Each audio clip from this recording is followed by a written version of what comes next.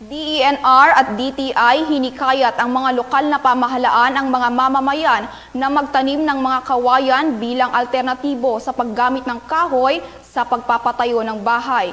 Narito ang ulat ni Crisel Vega.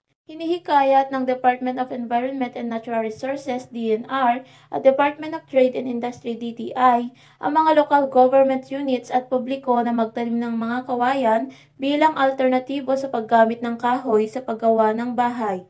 Ayon kay DENR Regional Executive Director Gwendolyn Sibambalan, marami silang na-produce na bamboo propagules para sa mga LGU, civil society organizations, at iba pang sektor na handang magtanim ng kawayan sa rehiyon.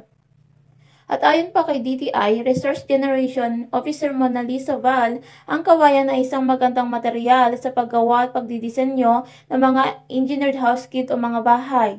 Inuulat ng DENR na may kabuang 4,401 hektarya na ang itinatag na bamboo sites sa rehiyon na natamnan ng mga bayog, kawayang tinik, at kiling sa ilalim ng National Greening Program at ang Build Back Better na inisyatiba ng gobyerno. Ang kawayan din ang higit na itinatanim sa gilid ng Cagayan River upang maiwasan ang malawakang pagbaha sa mababang lugar sa rehiyon.